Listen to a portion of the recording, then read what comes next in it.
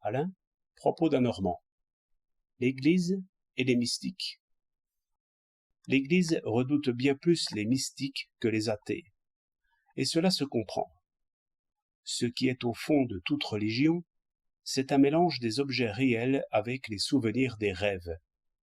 C'est sans doute parce qu'ils voyaient les morts en rêve que les hommes ont inventé le royaume des ombres et autres chimères.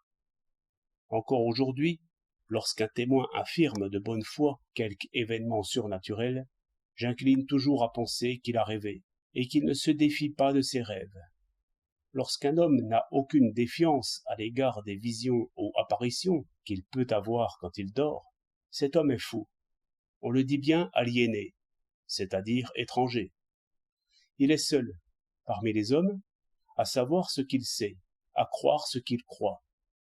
Et, s'il en vient à mépriser les autres hommes et à les considérer comme des ignorants ou des menteurs, sa folie est sans remède.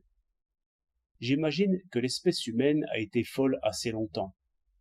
J'entends par là qu'il ne jugeait point, qu'il suivait les apparences et s'effrayait autant d'un mauvais rêve que d'un danger réel. De là des discours et des offrandes aux morts, des exorcismes, toute une magie. Ces opérations réussissaient souvent, parce que, dès qu'il s'agit de nos rêves, la confiance peut tout. Et dès que l'on croit que l'on est délivré d'un spectre, on en est réellement délivré. Mais ces naïfs hommes des bois ne virent que les faits, et ainsi honorèrent comme des sorciers et des prêtres ceux qui écartaient les mauvais esprits.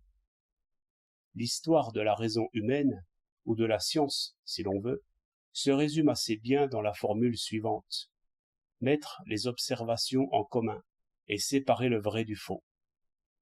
Par cet échange de témoignages, le réel est défini, et les fantômes sont remis à leur place. L'enfant a encore peur de ses rêves, mais l'homme rit de ses rêves et marche avec confiance dans un monde sans miracle.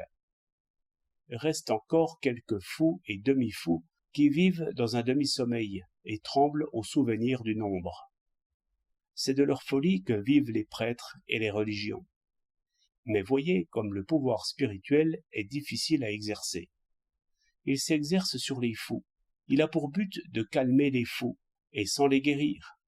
Ou, si vous voulez, d'entretenir en eux ce qu'il faut de folie pour leur rendre le médecin nécessaire, sans les laisser aller jusqu'au point où le plus fou prêcherait le mieux.